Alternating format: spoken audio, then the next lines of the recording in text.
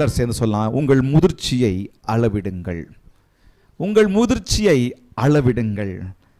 measure your maturity or measure your maturity level. என்னுடைய முதிர்ச்சியின் அளவு எப்படி இருக்கு, எங்க இருக்கு, எவ்வளவு மேலே இருக்கு, எவ்வளவு கீழே இருக்கு, அல்லது நான் எந்த அளவுக்கு நான் முதிர்ச்சி உள்ளவனாய் நடந்து கொள்ளுகிறேன் என்பது அவசியமாய் என்னுடைய குடும்பத்திலே, என்னுடைய ஃப்ரெண்ட்ஸ் சர்க்கிளிலே, என்னுடைய விசுவாச கூட்டத்திலே, என்னுடைய தலைவர்கள் மத்தியிலே, என்னுடைய ஊழியத்திலே நான் பார்க்கிற விஷயம், நான் பேசுகிற விஷயம், நான் நடந்து கொள்ளுகிற விஷயம், இதெல்லாம் எவ்வளவு முக்கியன்றது ரொம்ப அவசியம்.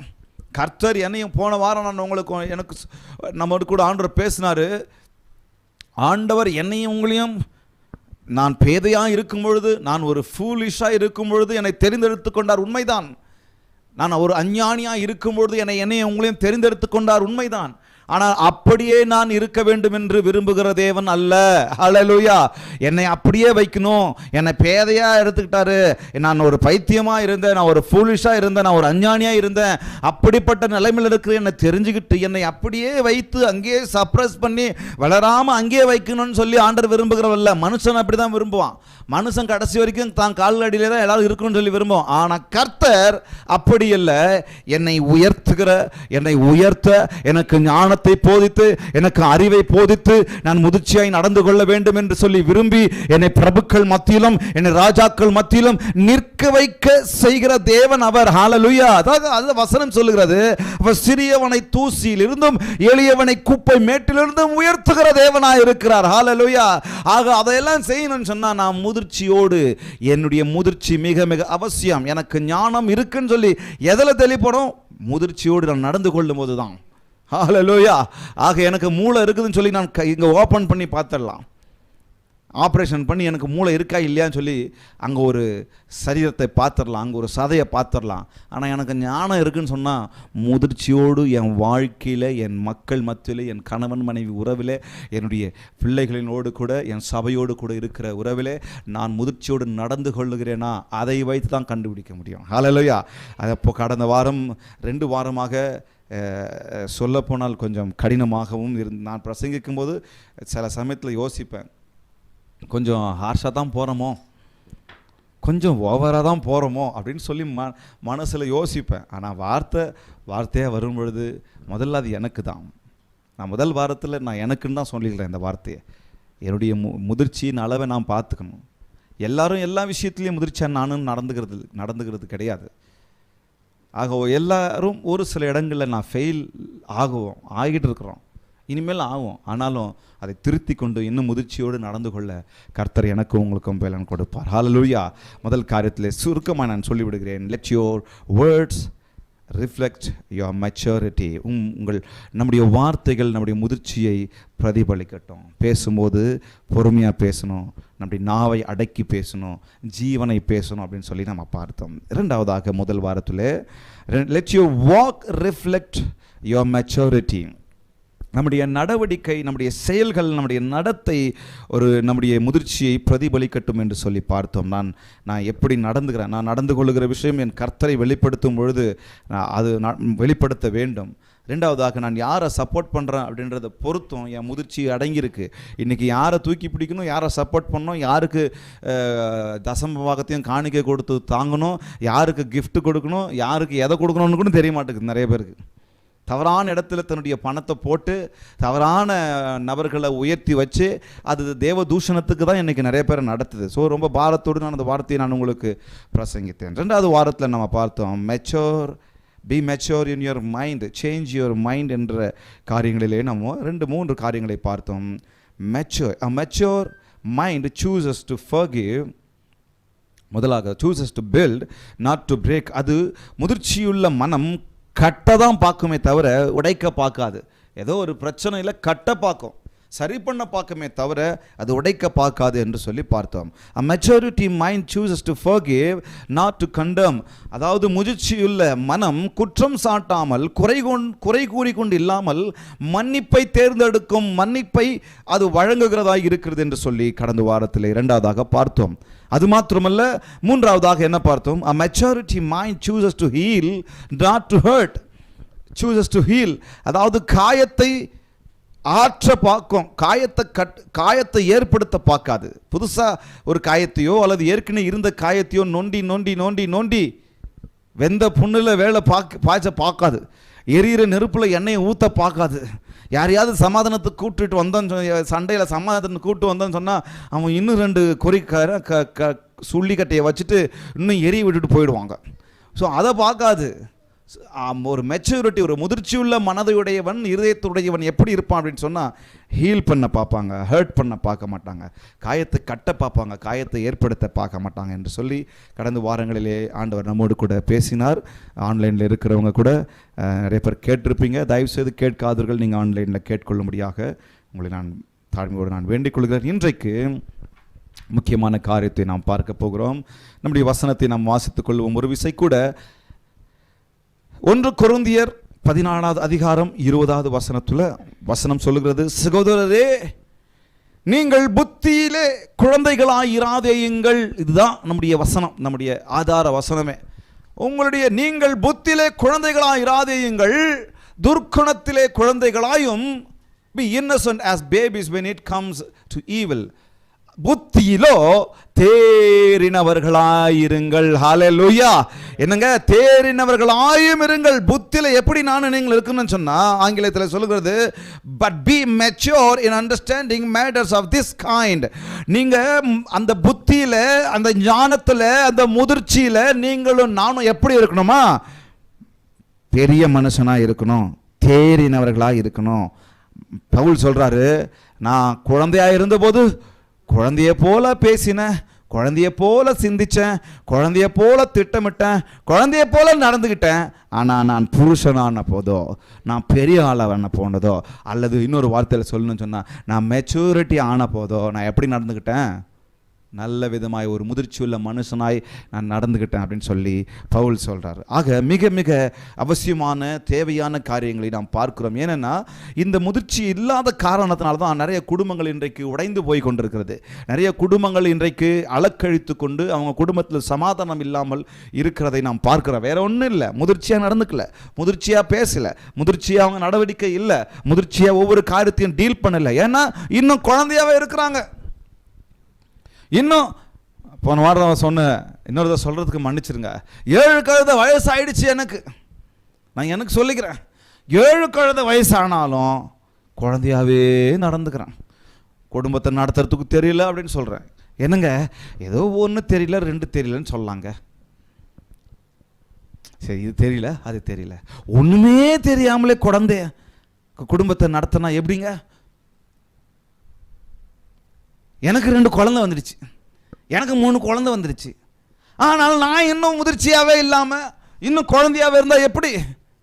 அதுக்கு தான் பவுல் சொல்கிறாரு, நான் குழந்தையாக இருந்தபோது, நான் சின்னவனாக இருந்தபோது நான் குழந்தைய போல பேசுகிறேன், நான் குழந்தைய போல இருந்தேன், குழந்தைய போல நடந்தேன், குழந்தைய போல திட்டமிட்டேன். ஆனால் நான் புருஷனான போதோ அது எல்லாத்தையும் தள்ளி வச்சுட்டேன். அந்த சைல்டிஷ் வேஸ் எல்லாம் தள்ளி வச்சுட்டேன், குழந்தைத்தனத்தெல்லாம் தள்ளி வச்சுட்டேன். எல்லாரும் நம்மளை பார்த்து சொல்லிக்கலாமா, குழந்தைத்தனத்தை நான் கொஞ்சம் தள்ளி வைக்கலாம், அதுக்குன்னு சிரிக்கவே கூடாது, அதுக்குன்னு குழந்தைங்க கூட பேசாமல் அப்படி ஒரு மாதிரி இருக்கு, அதை சொல்ல வரலங்க, அந்த விஷயத்த சொல்ல வரல.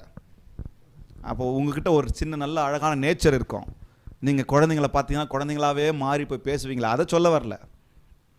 அது நல்லது, அந்த குணம் நல்லது. ஆனால் எனக்கு ஒரு முடிவு எடுக்கும்போது, ஒரு தீர்மானம் எடுக்கும்போது, ஒரு குடும்பத்தை நடத்தும் போது, சபையை நடத்தும் போது, தலைவர்களை நடத்தும் போது, ஊழியத்தை நடத்தும் போது, என் பிள்ளைகளுக்கான எதிர்காலத்தை நான் தேர்ந்தெடுக்கும் போது நான் எப்படி நடக்கணுமா? சைல்டிஷாக இருக்கக்கூடாதான். புருஷனான போதும் எல்லாத்தையும் தள்ளி வச்சுட்டு ஒரு நல்ல மனுஷனாக முதிர்ச்சியில் நான் நடந்து கொள்ளணும். ஆக இன்னைக்கு அந்த வசனத்தை நம்ம வச்சுக்கலாம், மனசில் அப்படியே வச்சுக்கலாம். முதல் காரியம், a mature mind seeks result over rejections. முதிர்ச்சியுள்ள மனம் நிராகரிப்புகளை அல்ல முடிவுகளை தேடுகிறது. நம்ம ரிஜெக்ஷன் ஆகிற விஷயத்தில் நிறைய சமயத்தில் துவண்டு போயிடுறோம். என்னை யாராவது நிராகரிக்கும் போது, என்னை யாராவது குறை சொல்லும் பொழுது, என்னை யாராவது தட்டி கழிக்கும் போது, என்னை யாராவது அமைக்கி அப்படியே வச்சுட்டு இருக்கும் பொழுது நான் என்ன நினைக்கிறேன், எனக்கு என்ன நடக்குது? அவ்வளோதான், போயிடலாம், முடிஞ்சிடுச்சு என் லைஃப் அப்படி சொல்லி நம்ம நினைக்கிறோம். கவனிங்க, சீக்ஸ் ரிசல்ட் ஓவர் ரிஜெக்ஷன். முதிர்ச்சியுள்ள மனம் நிராகரிப்புகளை அல்ல, முடிவுகளை தேடுகிறது. இன்னொரு வார்த்தையில சொல்லணும்னு சொன்னா, முதிர்ச்சியுள்ள மனம் நிராகரிப்பை விட முடிவில் கவனம் செலுத்துகிறது. முடிவில் நான் என்னென்ன செஞ்சு போகணும், நடக்கிற காரியங்களிலே நான் நிராகரிப்பு அனுபவிக்கலாம், நான் ரிஜெக்ஷன்ஸை அனுபவிக்கலாம், என்னை நிறைய பேர் தள்ளலாம், என்னை நிறைய பேர் ஒடுக்கி வைக்கலாம், என்னை நிறைய பேர் சப்ரஸ் பண்ணி வைக்கலாம், அப்படியே அழுத்தி வைக்கலாம். ஆனால் நான் அதை மீறி நான் செயல்பட்டு முடிவை தேட வேண்டும். டெஸ்டினேஷன் ரொம்ப முக்கியம், ரிசல்ட் முக்கியம் ரொம்ப. முதிர்ச்சி உடையவர்கள் நிராகரிப்பில் தங்கிவிடாமல் முடிவை நாடுவார்கள். யாரோ ரிஜெக்ட் பண்ணிட்டாங்கன்னு சொன்னால் அவ்வளோதான் என் வாழ்க்கை அப்படின்னு சொல்லி அங்கேயே உட்காந்துடக்கூடாது. ஒரு முதிர்ச்சி உள்ளவர் என்ன செய்வாங்க தெரியுமா? அடுத்தது என்ன, இந்த விஷயத்தில் இப்படி நிராகரிச்சிட்டாங்களா, நெக்ஸ்ட் என்ன, அடுத்து நான் என்ன செய்யணும், ஓகே இதில் நான் ஃபெயில் ஆகிட்டேன், ஓகே அடுத்தது நான் என்ன செய்ய போகணும், அதை செயல்படுறதுக்கு போவாங்க. சொல்லமா, result over rejections. A mature mind seeks result over rejections. Result நோக்கி தான் நம்ம போகணும், முடிவை நோக்கி தான் நம்ம போகணும். யாரோ ஒருத்தர், ஏதோ ஒருத்தர், எங்கேயோ ஒருத்தர், யாரோ ஒரு பாஸ், யாரோ ஒரு மனுஷன், யாரோ ஒரு நபர், அல்லது நம்மை வளர்த்தவர்களோ, அல்லது நம்முடைய பாஸ்டர்களோ, அல்லது நம்முடைய தலைவர்களோ ஏதோ ஒரு விஷயத்தில் ரிஜெக்ட் பண்ணும் பொழுது அங்கே தங்கிவிடக்கூடாது, அங்கே விட்டுவிடக்கூடாது.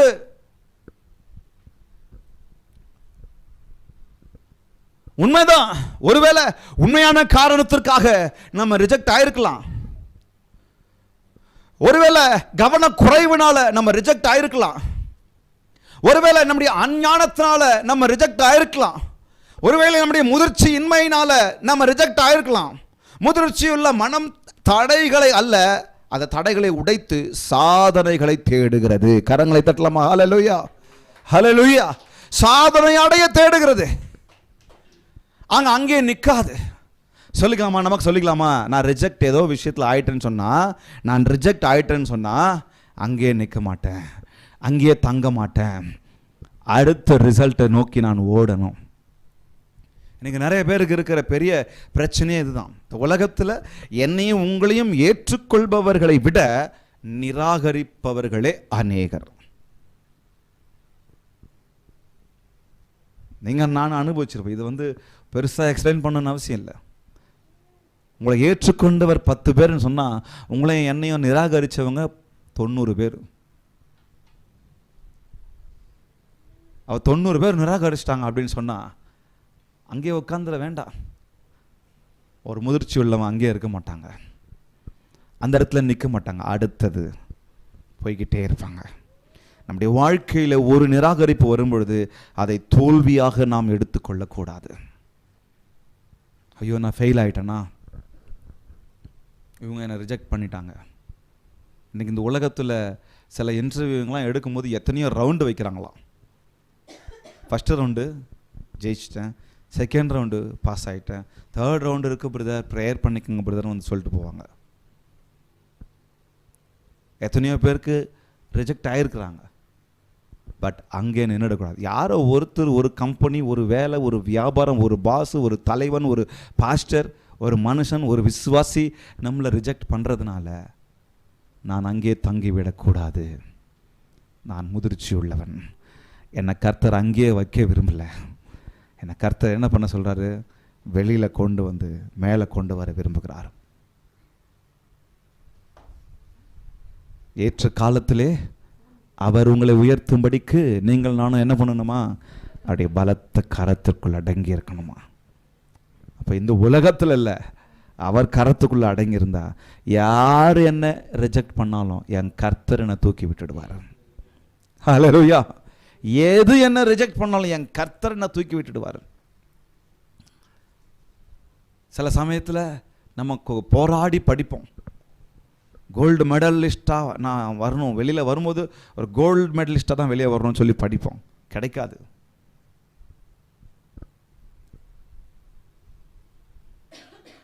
நாங்கள் பைபிள் காலேஜ் படிக்கும்போது ரொம்ப சவால். இங்கிலீஷு எனக்கு எழுத தெரியும், படிக்க தெரியும், அவ்வளோ எனக்கு அப்போ பேச தெரியாது. கன்னடம் நான் ஒரு 1.5 மாதத்தில் கற்றுக்கிட்டேன். எங்கள் ஒரு டீச்சர் நல்ல கிளாஸ் எடுத்தாங்க. ஒரு 1.5 மாதம் 2 மாதத்தில் அவங்க நல்ல விதமாக கற்றுக் கொடுத்துட்டாங்க. ஏன்னா தமிழ் தெரிஞ்சதுனால, அந்த கன்னடம் வந்து அதோடு ஒத்து இருந்ததுனால சீக்கிரமாக கற்றுக்கிட்டோம். பைபிள் காலேஜுக்கு போனால் அவங்க ஃபுல் கன்னடா தான். எனக்கு ஒன்றுமே புரியல. எல்லோரும் நல்லா ஸ்கோர் எடுப்பாங்க. எனக்கு ஒரு பக்கம் ஒரு மாதிரி இருக்கும். ஏன்னா எனக்கு கன்னடா புரியல. என்ன பேசுவோம் ஓரளவுக்கு, ஆனால் கன்னடா புரியலை எனக்கு. எல்லாம் நல்ல மார்க் எடுக்கும்போது எனக்கு ஒரு மாதிரி வயிறு ஒரு மனசெல்லாம் வருத்தமாயிடும். என்னடா தெரியலையே, ஒன்றும் முடியலையே. அவர் ஒன்று, இங்கே நம்ம சரியாக மார்க் எடுக்கிறோமோ இல்லையோ, நம்ம ஊழியத்தை ஒழுங்காக பண்ணிடணும். இங்கே ஒரு எக்ஸ்பீரியன்ஸ்க்காக வந்திருக்கிறோம். என்னென்னலாம் படிக்க முடியுமா படிச்சிடலாம். அப்புறம் அவங்க என்ன பண்ணுவாங்க, ஒரு நல்ல அதை குவாலிட்டியாக பேசுகிறவங்க, அந்த லாங்குவேஜை யூஸ் பண்ணுறவங்க, அவங்களுக்கு தான் முதல் ஸ்தானத்தை கொடுத்து என்ன பண்ணுவாங்க, அதாவது ப்ரீச் பண்ணுறதுக்கு கொடுப்பாங்க. ட்ரைனிங் எல்லாருக்கும் கொடுப்பாங்க. ஆனால் ஒரு சில காரியங்களில் மெயின் ப்ரீச்சிங் கொடுக்குறவங்களும் அங்கே தான் கொடுப்பாங்க. நான் ஒரு நாளும் பண்ணதில்லை. ஒரு மாதிரி எனக்கு நிராகரிப்பு தோணும். நமக்கு அந்த ஒரு ரிஜெக்ஷன் தோணும். ஒரு நாள் நான் கன்னடம் நல்லா தெரிஞ்சிருந்தா, ஆங்கிலம் நல்லா தெரிஞ்சிருந்தா, பிரசங்கிக்க நல்லா தெரிஞ்சிருந்தா, பாட நல்லா தெரிஞ்சிருந்தா என்ன அங்கே விட்டுருப்பாங்களோ. நான் ஒன்று சொல்லட்டுங்களா, அங்கேயே நம்ம நிற்கக்கூடாது. அந்த நிராகரிப்பிலேயே நிற்கக்கூடாது. நான் அவங்கள தவறாக சொல்லலை. அவங்க அந்த காரியத்துக்கு ஏற்ற போல தான் அவங்க நடத்துவாங்க. ஆனால் கர்த்தர் என்னையும் உங்களையும் என்ன பண்ணுறாரு தெரியுமா, அவர் பலத்த காரத்துக்குள்ளே அடங்கியிருந்தாலும் எத்தனை ரிஜெக்ஷன்ஸ் பார்த்தாலும் ஏற்ற காலத்தில் என்னையும் உங்களையும் உயர்த்தி கொண்டே இருப்பார். ஹல்லேலூயா. ஸோ ரிஜெக்ஷன்ஸ் வந்து தடைகள் அல்ல. வசனம் அழகாக சொல்லுகிறது. இது வந்து ஆண்டவரை இயேசுவை குறித்து அது சொல்லுகிறது. ஆனால் இந்த வார்த்தையை நம்ம எடுத்துக்கலாம், அவ்வளோ அழகாக இருக்குது பாருங்கள். சங்கீதம் 118:22 வீடு கட்டுகிறவர்கள் ஆகாதென்று தள்ளின கல்லே, ஹல்லேலூயா, கரங்களை தட்டலாமா, ஹல்லேலூயா, தள்ளின கல்லே மூலைக்கு தலைக்கல்லாயிற்று. ரிஜெக்டட் ஸ்டோன் கார்னர் ஸ்டோன் ஆயிடுச்சுங்க. ஹல்லேலூயா.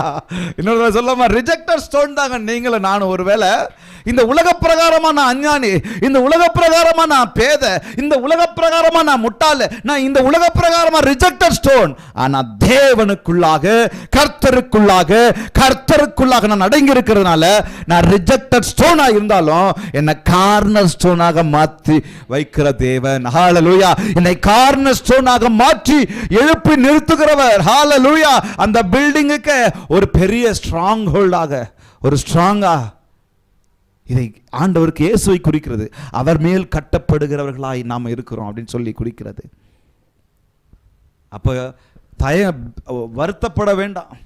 a mature mind seeks result over rejections.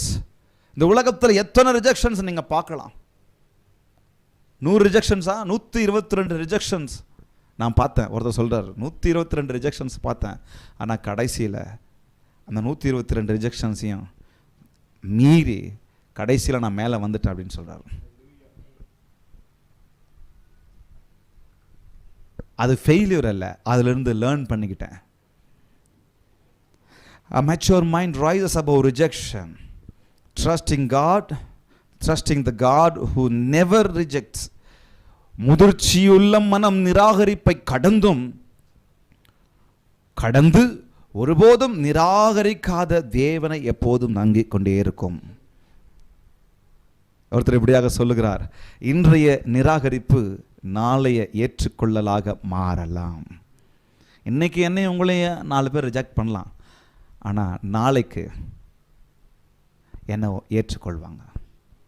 சொல்லுவாங்க, தலை குனிந்த இடத்திலேயே என் தலையை உயர்த்துகிறவர் அவர். ஹல்லேலூயா.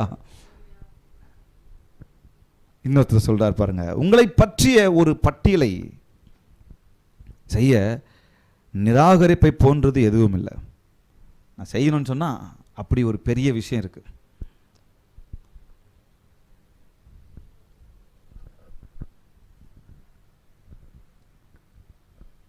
இன்னொருத்தர் சொல்றார், சில நேரங்களில் வாழ்க்கையில் நிராகரிப்பு என்பது உண்மையில் திசை திருப்புதலாகும். நிராகரிக்கப்படுறீங்களா?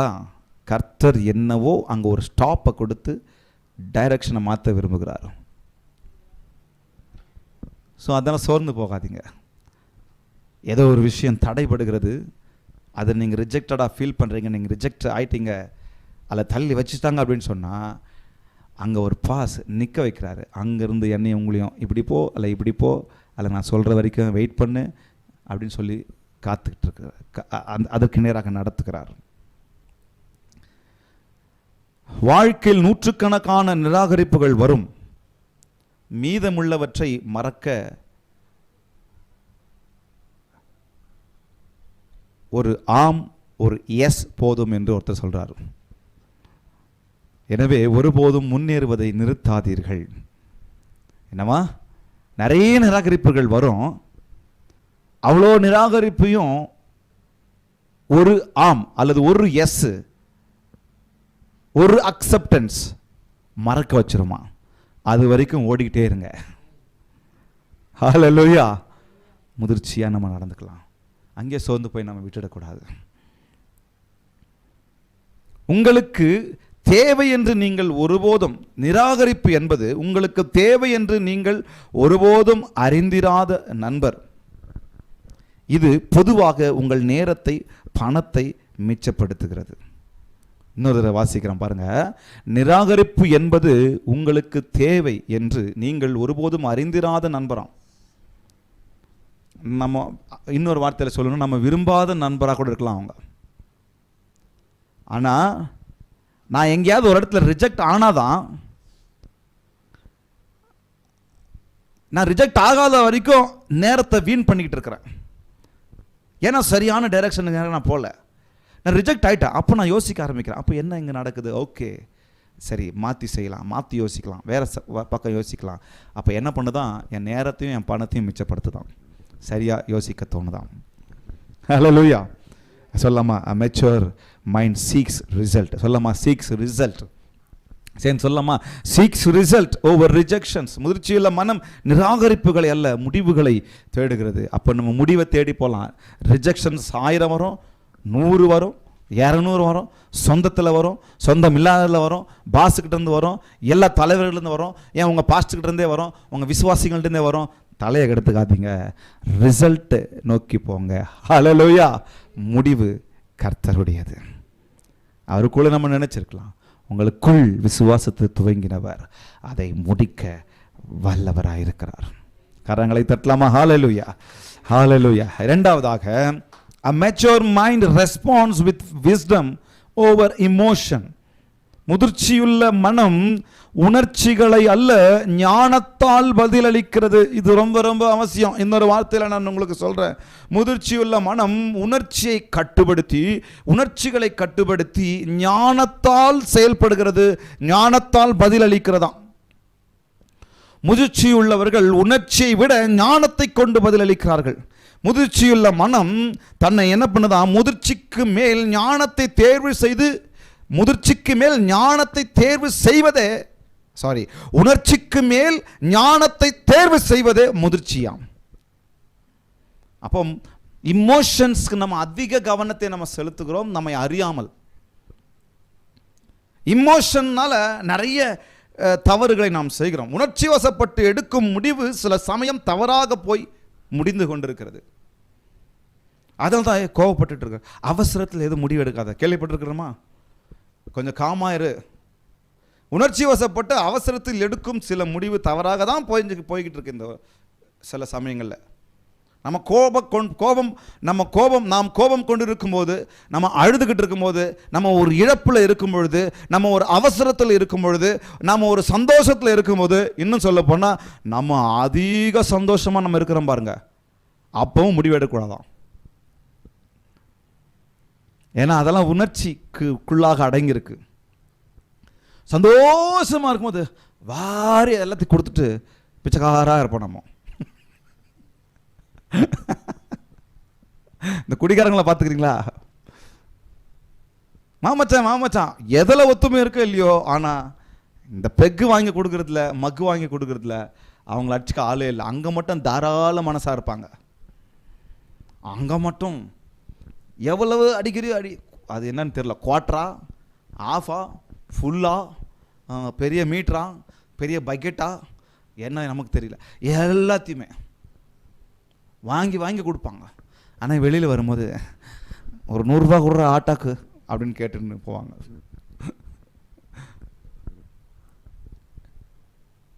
ஏன்னா ரொம்ப சந்தோஷம், ரொம்ப துக்கம், ரொம்ப இமோஷனல். ஆனால் ஒரு முதிர்ச்சி உள்ளவங்க என்ன பண்ணுவோம் தெரியுமா? ஞானத்தால் செயல்படுவார்கள். எந்த தீர்மானமும் ஞானத்தோடு எடுப்பாங்க. அந்த அவங்களுடைய பதில் கிரியை, அவங்க பதில் சொல்கிற விதம், நாவினாலும் சரி செயலினாலும் சரி, ஞானத்தோடு அவர்கள் எடுப்பாங்க. நம்ம வீட்டில் சண்டை போட்டுக்கிட்டு இருக்கும்போது நல்லா கவனிக்கணும், சூழ்நிலையை கையாளணும். வேறு வழி இல்லை. சண்டை கணவன் மனைவிக்குள்ளே வந்தே வரும். ஒருத்தர் வந்து ஒருத்தர் கல்யாணம் நடத்தி வச்சுருந்தார். கல்யாணம் நடத்தி வச்சுட்டு இருக்கும்போது அவர் அந்த பாஸ்டர் வந்து சொல்கிறாரு,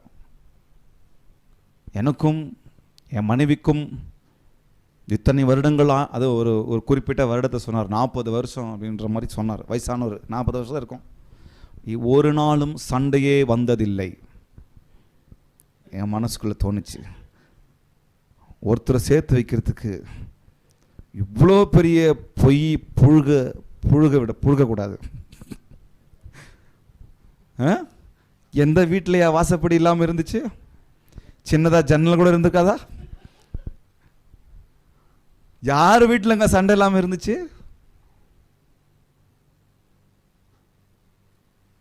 இங்கே பிரசங்கம் பண்ணுறோம், ரெயின்ஹார்ட் பாங்கேவாக இருந்தாலும், பில்லி கிரஹாமாவே இருந்தாலும், வேறு யார், டேவிட் பிரின்ஸாகவே இருந்தாலும், வீட்டுக்குள்ள டில்லிக்கு ராஜாவாக இருந்தாலும், வீட்டுக்குள்ள நீங்களே ஃபீல் பண்ணிக்கங்க. கணவன் மனைவிக்கும், மனைவி கணவனுக்கும் அடங்கி தான் இருந்தாகணும். அப்போ நான் பொய் சொல்ல, மேடை ஏறி வந்து பொய் சொல்லக்கூடாது. எனக்கும் என் மனைவிக்கும் சண்டையே வந்ததில்லை அப்படின்னு சொன்னால் அன்னைக்கு தான் சண்டை வரும். ஆனால் எப்படி கையாளுவது, அதான் முக்கியம். ஞானத்தால், முதிர்ச்சி உள்ளவர்கள் என்ன பண்ணுவாங்க? ஞானத்தால் அவங்க அதை கையாளுவாங்களாம். Response with wisdom over emotion. அப்போது கவனிங்க, கோபம், சண்டை வந்துக்கிட்டே இருக்குது, கோபம் வார்த்தை வந்துக்கிட்டே இருக்குது, அப்படியே சூப்பர், அப்படியே வந்துக்கிட்டே இருக்கும். அது பண்ணும், அது ஞாபகம் வச்சு. அதுவும் இந்த பெண்மணிகளுக்கு வர்ற ஞாபக சக்தி, அந்த நாளில் சண்டை வரும்போது அன்னைக்கு சொன்னியே, அந்த நாளில் சொன்னியே, இதுக்கு நடுவில் சொன்னியே, இது மத்தியில் சொன்னியே, அதை பேசும்போது சொன்னியே, அவங்கள அந்த நேரத்தில் பிரசங்க ஆவி அப்படியே வந்து அவங்கள விட்டோம் சொன்னால் சும்மா ஆத்துமாக்களுக்காக அப்படி பிரசங்கம் பண்ணுவாங்க. பெரிய தீர்க்கதரிசனமே அங்கே நடக்கும். ஆனால் இந்த அப்புறாணி ஒன்றும் ஞாபகம் இருக்காது. அவனுக்கு இந்த வேலை விஷயம், இந்த வியாபார விஷயத்துலேயே மண்டை குழம்பி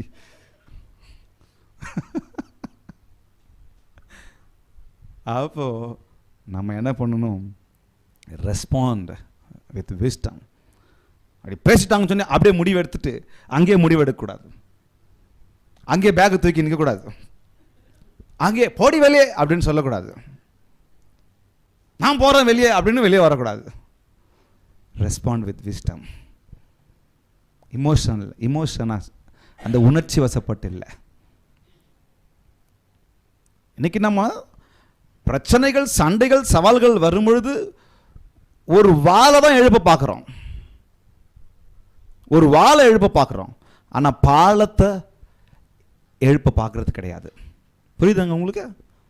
நம்ம ஒரு வாலை பில்ட் பண்ண பார்க்குறோம், ஆனால் பிரிட்ஜை பில்ட் பண்ண பார்க்க மாட்டேங்கிறோம். எது முக்கியம்? அப்போ முதிர்ச்சி உள்ளவர்கள் என்ன பண்ணுவாங்க? வாலை பில்ட் பண்ண மாட்டாங்க, பிரிட்ஜை பில்ட் பண்ணுவாங்க. நடக்கட்டும், சரி கொஞ்ச நேரம் தனியாக விட்டுடுங்க, யோசிக்கலாம், அதுக்கப்புறம் வந்து பேசலாம். அது நடக்காது. பழைய குப்பையெல்லாம் கிளறி, ஏற்கனவே நாத்தம், அதுக்கு மேலே இன்னும் நாத்தம், எல்லாத்தையுமே போட்டு, தான் மாமியாருக்கு மருமகளுக்கு வராத சண்டையா?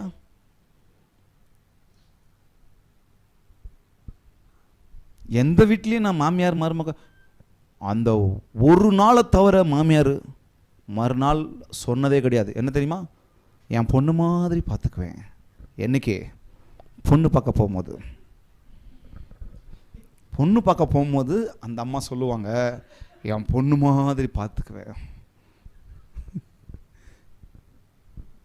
அப்போவே அந்த பொண்ணு நினச்சிக்கணும், பொண்ணு மாதிரி தான், பொண்ணு இல்லை.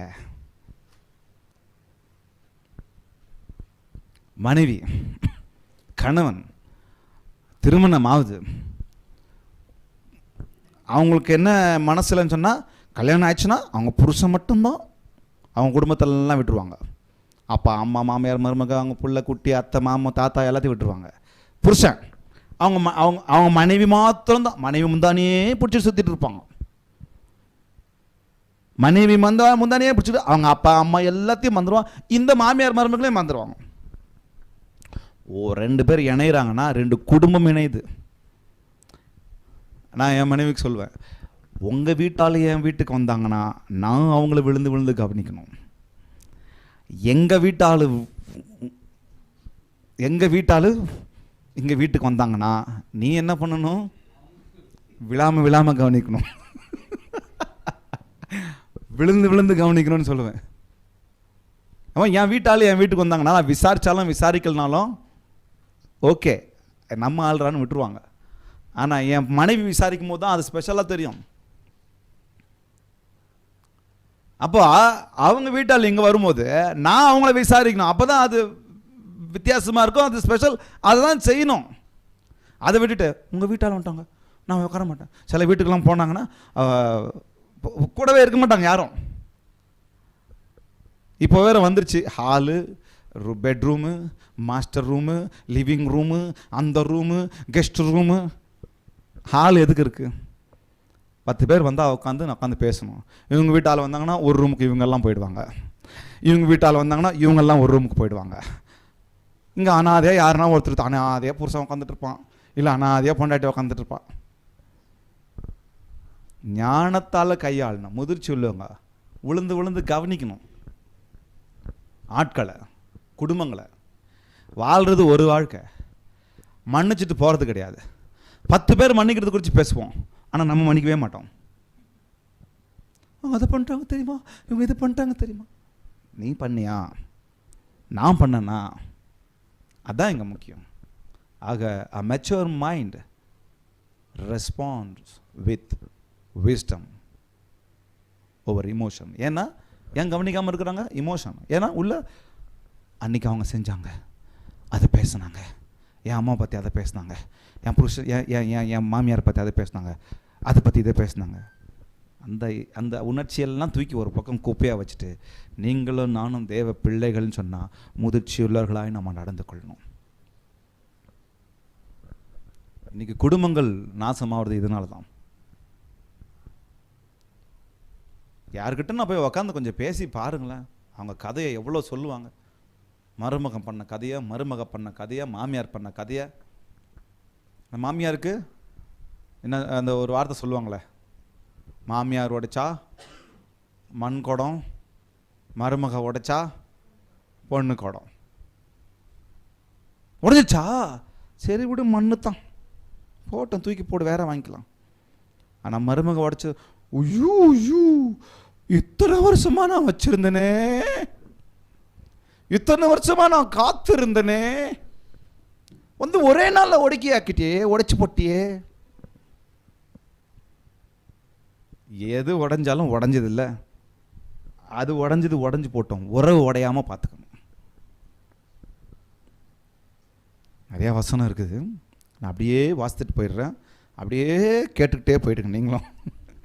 மூடன் தன் உள்ளத்தை எல்லாம் வெளிப்படுத்துகிறான், ஞானியோ அதை பின்னுக்கு அடக்கி வைக்கிறான். ஹல்லேலூயா. விவேகமுள்ள மனுஷன் அறிவை அடக்கி வைக்கிறான், மூடருடைய இருதயமோ புத்தியினத்தை பிரசித்தப்படுத்தும். மூடனுடைய கோபம் சீக்கிரத்தில், பாருங்க அந்த இமோஷன் சீக்கிரத்தில் வெளிப்படுமா. லட்சையை மூடுகிறவனோ விவேகி, முதிர்ச்சி உள்ளவன். அந்த இமோஷனை மூடி வச்சு சரி இவன் பேசக்கூடாது அடக்கி வைக்கிறான் பாருங்க, அவன் தான் விவேகி. நீடிய சாந்தமுள்ளவன் மகா புத்திமான், முற்கோபியோ புத்தியீனத்தை விளங்க பண்ணுகிறான். தன் ஆவியை அடக்காத மனுஷன் மதிலிடிந்த பாழான பட்டணம் போல் இருக்கிறான். பலவானை பார்க்கிலும் நீடிய சாந்தம் உள்ளவன் உத்தமன். பட்டணத்தை பிடிக்கிறவனை பார்க்கிலும் தன் மனதை அடக்குகிறவன் உத்தமன். என்ன இதெல்லாம் சொல்ல வருது? ஒன்றும் இல்லை, ஞானமாய் ரெஸ்பாண்ட் பண்ணுறது குறித்து, முதிர்ச்சியாய் ரெஸ்பாண்ட் பண்ணுறதை குறித்து. இமோஷன் மூலமாக அந்த உணர்ச்சி வசப்பட்டு எதையும் செஞ்சிட வேண்டாம், எந்த முடிவையும் எடுத்துட வேண்டாம். நம்ம நேசிக்கிறோம், நம்ம பிள்ளைகளை நேசிக்கிறோம். நான் இப்போ எவ்வளோ வருஷங்களாக பார்த்துக்கிட்டு இருக்கிறோம்.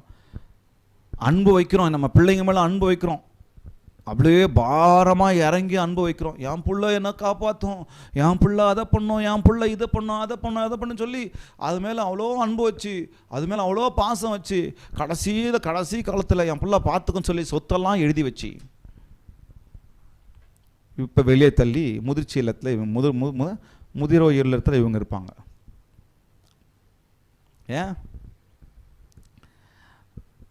உங்கள் எண்ணம் தவறு கிடையாது. அந்த நேரத்தில் பாசத்துக்காக எல்லாத்தையும் செஞ்சீங்க, உங்களுக்குன்னு வச்சு நீங்கள் செஞ்சீங்களா? இன்றைக்கி முதியோர் இல்லத்தில் உட்காந்து ஏன் நான் அழுதுகிட்டு இருக்கிறேன்? ஏன்னா நான் ரெஸ்பாண்ட் பண்ணது விசிட்டமாக இல்லை.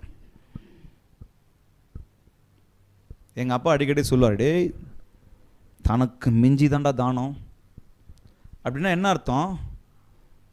தனக்கு மிஞ்சி, நான் ஆரம்பத்தில் கேட்கும்போது விடுப்பா அப்படின்னு சொல்லுவோம். தனக்கு மிஞ்சி தானே தானம்னு சொன்னால் அதில் ஒரு ஆழமான அர்த்தம் இருக்குது. அதுக்குன்னு தானமே பண்ணக்கூடாதுன்னு சொல்ல வரல, அது தனக்கு எப்படா மிஞ்ச போகிறதுன்னு கூட யோசிக்கக்கூடாது. அங்கேயும் ஒரு பேலன்ஸ் இருக்கணும். இப்போ நான் தொடர்ந்து தானம் பண்ணணுன்னா என்கிட்ட கொஞ்சம் இருக்கணும். அப்படியே தூக்கி கொடுத்துட்டோம்னா என்ன நடக்கிறது? என்கிட்ட இருக்கிறது போது தானே நான் கொடுக்க முடியும். அப்போ நமக்குன்னு வச்சு இன்னும் பலருக்கு நம்ம என்ன பண்ணணும்? கொடுக்கணும். அப்போ நமக்கு இன்னும் கொஞ்சம் இல்லாதவங்களுக்கு எடுத்து கொடுக்கணும். ஒன்றுமே இல்லாமல் வெறும் கையில் நம்ம எங்கே தானம் பண்ண முடியும்?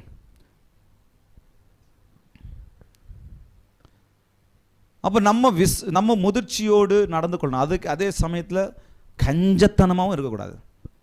எச்சக்கையிலே காக்க ஓட்ட மாட்டாங்க சில பேர். நான் பார்த்துருக்குறேன் எவ்வளோ பேர் குடும்பத்தை, நான் பிள்ளைங்களுக்கு சொத்தெல்லாம் எழுதி, என் பிள்ளை பார்த்துக்கும் சொத்தெல்லாம் எழுதி வச்சுட்டு இன்றைக்கி அந்த பிள்ளை பார்த்துக்கல, அடித்து விரட்டுது. முதியோர் இல்லத்தில் கூட சேர்த்து விடுறதில்ல. ஏன்னா ஞானமாக நடந்துக்கல, முதிர்ச்சி இல்லை, வேறு வழி இல்லை. நம்ம கவனமாக நடந்துக்கணும். நம்ம வாழ்க்கையை, நம்ம உடம்பை, நம்ம ஆத்மாவை பார்த்துக்கிட்டா தான் நம்ம கூட இருக்கிறவங்கள நம்ம பார்த்துக்க முடியும். ஹாஸ்பிட்டலில் அட்மிட் ஆகிருப்போம், நிறைய பண்ணியிருப்போம். ஹாஸ்பிட்டலில் நம்ம குடும்பத்தில் இருக்கவங்க யாரும் அட்மிட் ஆகிருப்பாங்க, ஆனால் நம்ம சாப்பிடாமல் இருப்போம். நினச்சிருக்கிறோமா? ஏன்? என் புருஷன் அட்மிட் ஆகிட்டாரு, என் பொண்டாட்டி அட்மிட் ஆகிட்டா, என் அப்பா அட்மிட் ஆகிட்டாங்க. ஆமாம், என் பொண்டாட்டி எல்லாம் அட்மிட் ஆகிட்டாங்க. ஆமாம், அட்டெண்டர் தானே நீங்கள்? நான் அட்டெண்டர் தானே. அவங்கள விசாரிக்கணும்னா நான் சாப்பிட்டு நான் தெம்பாக இருந்தால் தான் அவங்கள விசாரிக்க முடியும். நான் சாப்பிடாமலே இருந்து மயக்கடிச்சு உளுந்து அவப்படுத்திட்டு இருக்கிற பக்கத்து வீட்டில் என்ன போட்டா அப்புறம் யார் வந்து என் குடும்பத்தை பார்ப்பாங்க? இமோஷ்னலாக முடிவு எடுக்கக்கூடாது. அங்கே ரெஸ்பாண்ட் வித் விஸ்டம். சரி, நடந்து போச்சு, ஹாஸ்பிட்டலில் இருக்கிறாங்க, இங்கே பிரச்சனை, பெரிய பிரச்சனை. இது நிறைய பேருக்கு பார்த்துருக்குறோம், சர்ச்சில் நிறைய பேருக்கு பார்த்துருக்கோம். சாப்பிட தோணாது தான், உண்மைதான். தொண்டையில் இறங்காது தான், உண்மைதான். பசிக்கவே தோணாது. நமக்கு ரொம்ப சேர்ந்தவங்க ஹாஸ்பிட்டலில் ஏதோ குறிப்பிட்ட பலவீனம், ரொம்ப உயிருக்கு போராட்டி இருக்க சமயத்தில் ஹாஸ்பிட்டல் அட்மிட் ஆகிறாங்க, சாப்பிட தோணாது, உண்மைதான். ஆனால் அதையும் மீறி நம்ம தெம்பாக இருந்தால் தான் அவங்களுக்காக ஓடாட முடியும், சாப்பிடணும். இந்த சின்ன விஷயத்துலையும் நம்ம கவனமாக இருக்கணும். யார் என்ன நினச்சிப்பாரு, அவங்க படுத்துட்டு இருக்கிறாங்க, இங்கே வந்து அமுக்கிக்கிட்டு இருக்கு பாருங்க, யார் சொன்னாலும் கவலைப்படாதீங்க, யார் என்ன சொன்னாலும் யோசிச்சு டென்ஷன் ஆகாதீங்க. உங்கள் மோட்டிவ் என் புருஷனை பார்த்துக்கணும், நான் தெம்பாக இருக்கணும், என் மனைவியை பார்த்துக்கணும், நான் தெம்பாக இருக்கணும், என் பிள்ளை அட்மிட் ஆகிருக்குது, நாங்கள் பார்த்துக்கணும், நான் தெம்பாக இருக்கணும். சிம்பிள் விஷயம். Respond with wisdom. முதிர்ச்சி உள்ளவர்கள் அப்படிதான் செய்வாங்க. இமோஷனாவே இருந்துட்டு அழுதுகிட்டே வேண்டாம். மூன்றாவதாக, a mature mind seeks growth over laziness. A mature mind seeks growth over laziness. முதிர்ச்சியுள்ள மனம் சோம்பேறித்தனத்தை அல்ல, வளர்ச்சியை தேடுகிறது. சீக்கிரமாக நான் முடிச்சிடுறேன், டைம் ஆயிடுச்சு. இது ரொம்ப ரொம்ப ரொம்ப கவனமாக இருக்கணும். முதிர்ச்சியுள்ள மனம் சோம்பலை அல்ல, முன்னேற்றத்தை நாடுகிறது. வளர்ச்சியை நோக்கி முதிர்ச்சியுள்ள மனம் செல்லும். தன்னுடைய வளர்ச்சிக்கு நேராக தன்னுடைய வாழ்க்கையை முதிர்ச்சியுள்ள மனம் அமைத்துக் கொள்ளும். சோம்பேறித்தனமாவே இருக்காது. இந்த வார்த்தையை சொல்லலாம், சோம்பேறியா இருக்கவும் கூடாது. எல்லாரும் சொல்லலாமா? சோம்பேறியா இருக்கவும் கூடாது. சத்தம் வரமாட்டேங்குது. சோம்பேறியா இருக்கவும் கூடாது, சோம்பேறிக்கு இறங்கவும் கூடாது.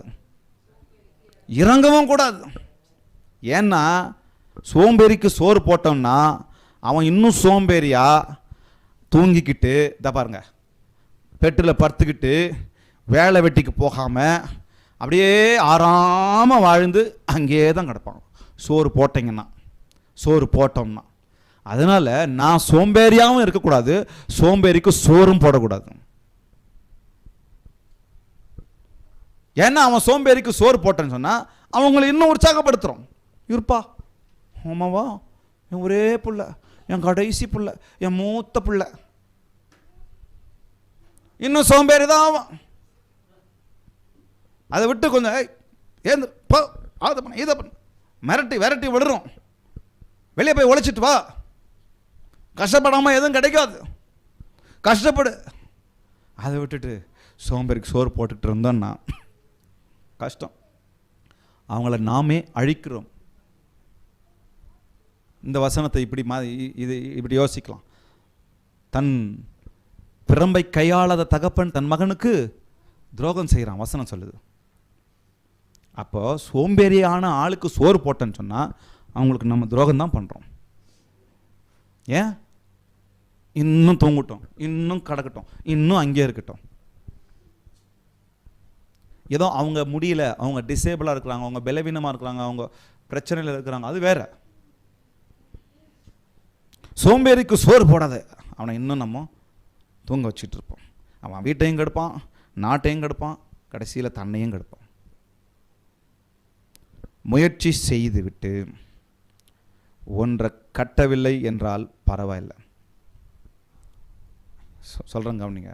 முயற்சி செஞ்சுட்டேன், ஏதோ ஒரு விஷயத்தை அடையணும், முயற்சி செய்கிறேன், பணத்தை செலவழிக்கிறேன், அதை பண்ணுறேன், இதை பண்ணுறேன், அதை அடைய முடியல, அதை கட்ட முடியல, அதை பெற முடியல, பரவாயில்ல.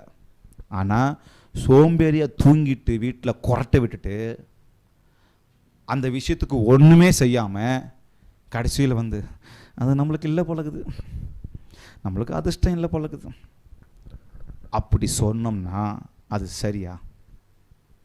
நான் சொன்னது உங்களுக்கு புரிஞ்சுதா?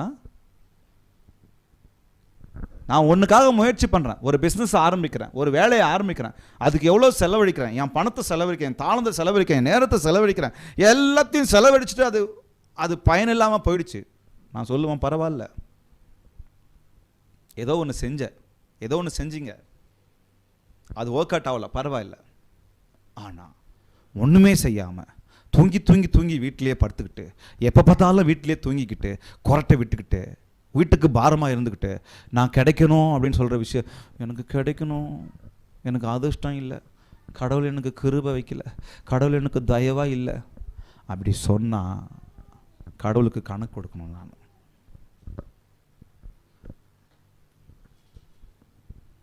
சிலர் ரிஸ்க் எடுக்கிறதுக்கே பயப்படுவாங்க. ஒரு தடவை பிரசங்கம் கூட பண்ணியிருக்கிறேன். ரிஸ்க் எடுக்கிறதுக்கே பயப்படுவாங்க. அந்த பிஸ்னஸ் ஆரம்பிக்கும், இதை பண்ணணும், அதை பண்ணணும். ரிஸ்க் எடுக்கணுங்க லைஃப்பில். ஃபெயிலியரோ சக்ஸஸோ அதுக்கப்புறம் அது நடக்கட்டும், பட் ரிஸ்க் எடுக்கணும். ஒப்பு கொடுக்கலாமா?